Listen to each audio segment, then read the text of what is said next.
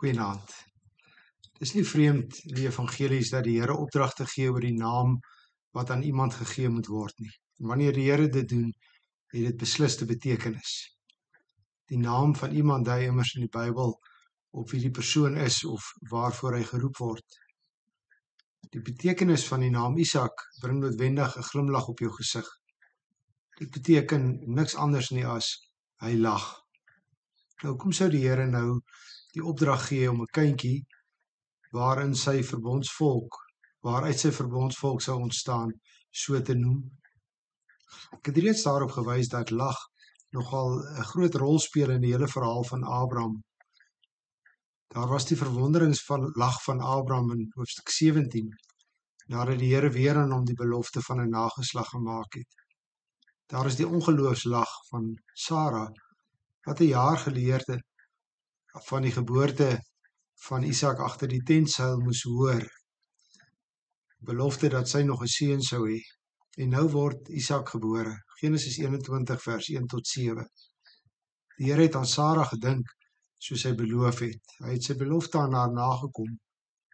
Sy het swanger geword en in Abraham se ouderdom vir hom 'n seun in die wêreld gebring.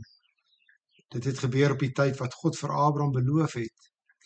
Hy het die seun wat vir hom gebore is, die een wat deur Sara in die wêreld gebring is, Isak genoem. Soos God vir Abraham beveel het, het hy vir Isak besny toe hy 8 dae oud was. Abraham was 100 jaar toe sy seun gebore is. Teen die verwagting, ondanks die menslike doodsheid van 2 ou mense, word die beloofde kind gebore en sy pa noem hom Isak. Hy lag. Op die Here se tyd, wanneer dit totaal onmoontlik vir 2 mense geword het. Uit die doodsheid wek die Here lewe. Is iets te buitengewoon vir die Here?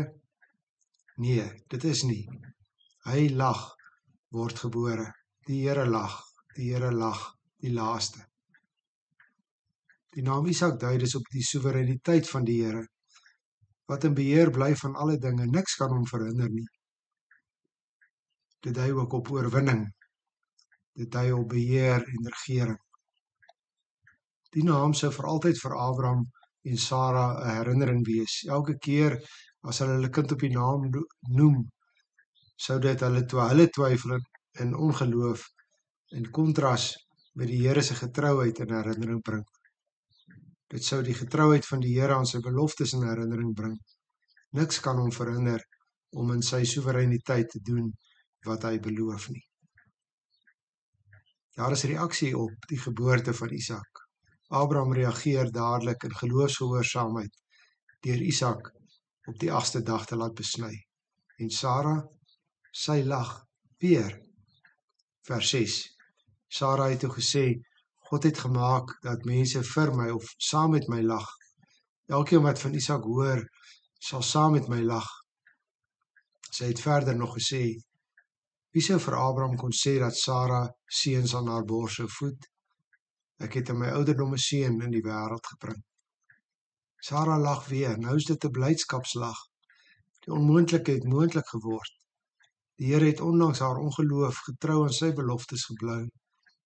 Nou is daar 'n glimlag van dankbaarheid om haar mond.